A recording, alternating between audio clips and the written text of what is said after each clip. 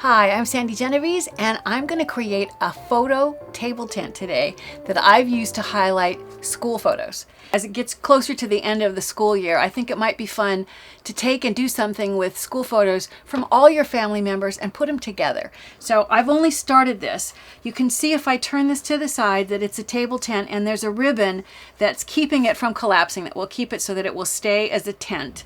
And then the interior, the first page is like a cover page. If you look up above, you can see that I'm using the bird leg bands as the binding to hold it all together.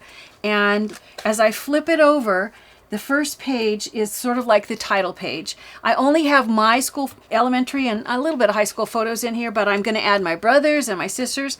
So when you look at the first page, you can see I've got kindergarten and fourth and fifth. However, when I turn this and flip it around, I did find my third grade photo in my brownie uniform. And of course, I wrote here, I remember that the hem on my dress was torn and ripped, and I was really pretty scruffy, but it's not as bad as if you could see the hem. To go back then to the front side, here is 6th and 7th grade, and if I turn the page and flip it around, you can see here was 8th grade, and then my senior high school picture. And then I'm ready now to go back and do the same thing with my brother's elementary photos and high school, and my sister. It's going to be a really fun thing. I'm even going to include my niece and her little girls as they start school. It is a fun and an easy thing to do. And of course, you could do any theme you want. I just decided this would be a fun thing to do for school photos. I started with a piece of chipboard that was 8.5 by 11. The first thing I did is I covered it with red paper, even before I folded it, and I ran my red paper through a Xyron machine so it would be a nice solid bond of adhesive. Now, when it was folded, I came in with a hole punch, and I punched about 1 inch in from both sides and about 1/2 inch down from the top. Now, you could mark it and measure it if you know that works better for you. Once I have the first 2 holes, then I just fold it, draw with a pencil line where those holes are to make sure that the next holes will line up, and then I'm going to go back and I'm going to punch the next set of holes. So I've got a pencil line that I'm going to line up with, and I'm going to punch. This is nice thick poster board or chipboard, as well as a layer of red scrapbook paper. So I'm going to punch out those holes. So now my holes will line up for what will end up being how I'm going to bind all the cover and the inside pages. Before I do that, I need to look at attaching the ribbon that's actually going to hold the tent so that over time it doesn't end up collapsing like sometimes your Christmas cards do when you try to set them on the mantle. So I decided to add more chipboard as support, and if I open this up, you'll see that what I'm going to do is I'm going to add this on this edge, and I'm going to do the same thing on the other edge. Adding the support also allows me to hide the ribbon. So if I just attach ribbon here and here, however I tape the ribbon down is going to show, and I don't really want it to show. So I decided to go ahead and take chipboard, and I've just cut the chipboard so that it is also 8.5 inches wide, but based on where you punch your holes, you want to come in so that you don't obscure where the holes are going to go. So I just am shy of the holes is where I've cut for this dimension on the chipboard. What I did is I marked in 1/2 inch from the side and 1/2 inch from the bottom, and then I have a punch. I really only need 1 slit, but my punch happens to cut 2 slits. So I've gone ahead and I've punched this corner, and I'll bring this around and you can see I've punched this corner. I left one. I have to do it to all 4 edges, and I left one so you could see. So here you can see I've marked 1/2 inch from here and 1/2 inch from here, and where those crisscross, where those lines cross up, is where I'm going to add the punches. So I'm going to bring this, align this with the pencil line that's there, and I'll just punch through that, and you can see that that gives me the 2 holes where I actually really only need the 1. Then I'm going to take a ribbon, and I'm going to poke it through the bottom hole, and either with adhesive, I think I'm just going to add just a little bit of double stick tape. So let me pull out a little bit of double stick tape to hold this in place. And I'm going to do the same thing with ribbon on this end. I'm going to poke ribbon through what will be the bottom hole. Take a little bit of double stick tape and position this so that it will hold that down. At this point, I'm ready to go ahead and attach this to either end. I could attach it here or to the other end. And then I'm going to bring this around and go through the holes on the other side. So at this point, I'll add my adhesive. I know I say this incessantly, and I'm sure you're sick to death of hearing it, but you need a lot more adhesive. This needs to be almost like solid adhesive that you're going to place. I'm doing enough to hold this all together to show you how to build this.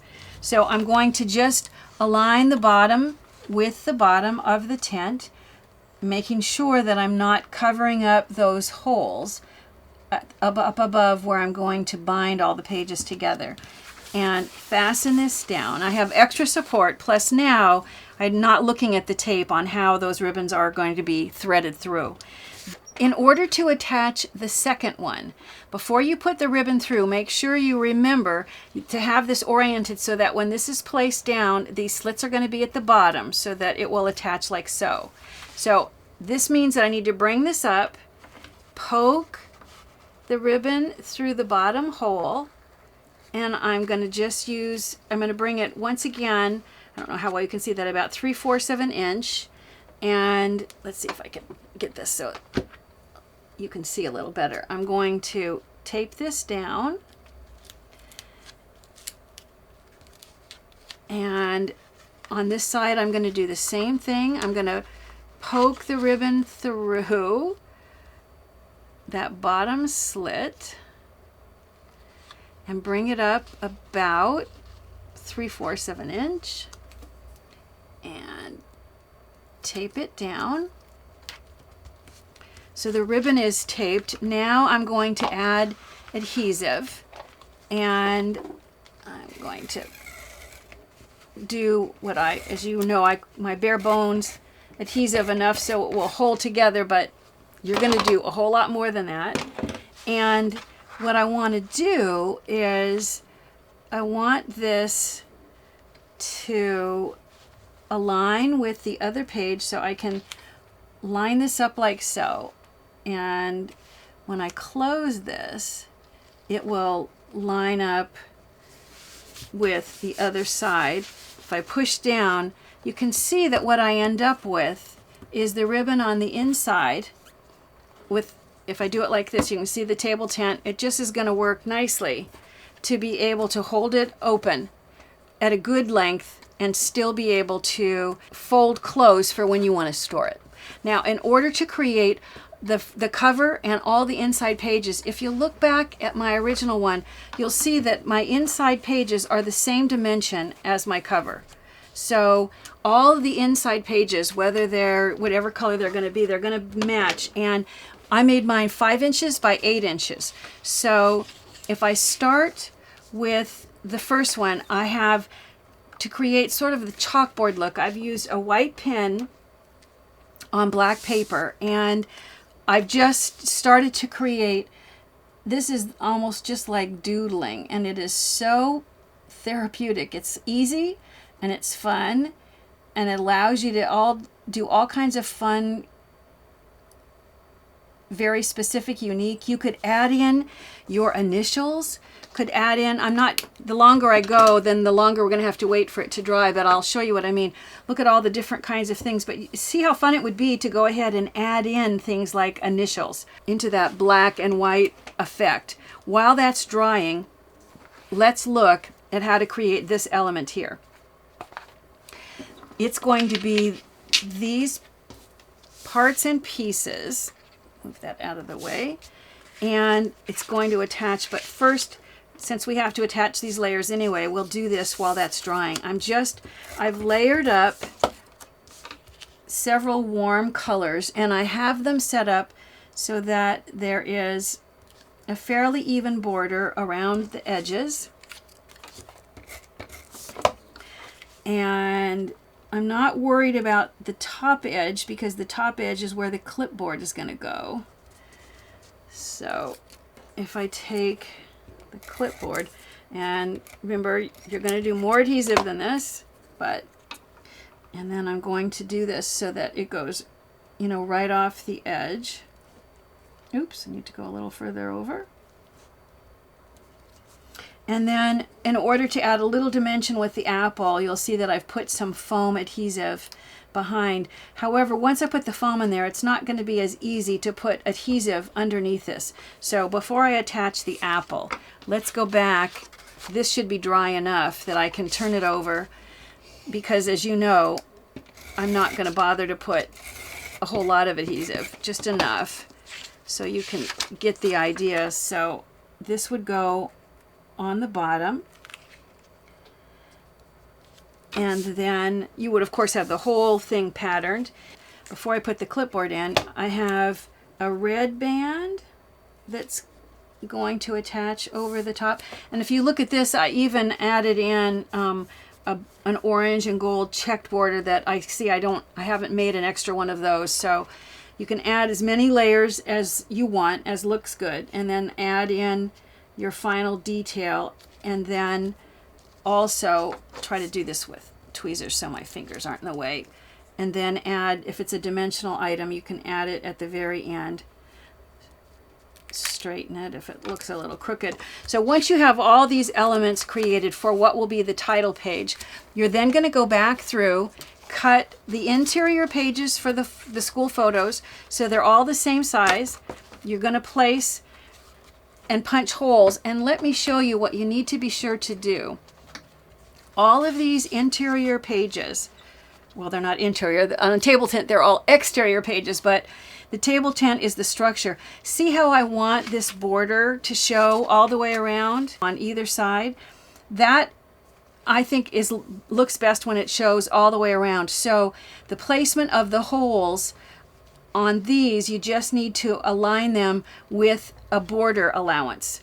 And then once you've created one pattern, all of these other pages are going to match and be the same dimension with the holes in the same place. So when you have the holes in position and they're all lined up, then you want to take, and I've used these bird leg bands. I'm going to just slide it over the stack, line up the hole, and just twist, and that way it attaches that one. I'm going to go ahead and do the same thing on this end.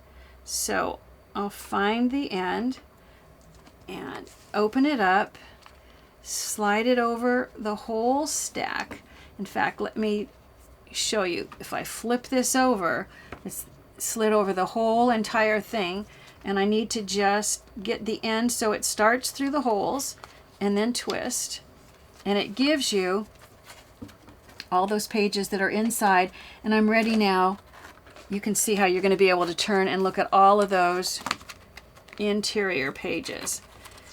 It's easier for me if I just lay it down flat, but you can see how well this is going to work. And of course, I think it's much easier for you to add all the school photos while they're flat before they're actually attached into the book. Now this is using this as school photos. Remember, it's, you know, when you make it yourself, you get to decide. Here is one that I've created with some of Brian and Christy's spring break photos. So the table tent, you look here, it's a different size, different dimensions, same idea though. And instead of the bird leg bands, I've just used the metal rings that you buy at the stationery store, or Staples, Office Depot, any of those kind of places. And if I flip this up, you'll see that the first page is like sort of it's telling you that it's spring break in Destin, Florida. I've started just putting some pictures up. You're going to add all the photos that you want. But you can see that it's easy enough to do this particular style of scrapbook really for anything. A table tent, it provides the perfect background to display school photos from kindergarten through high school for multiple generations.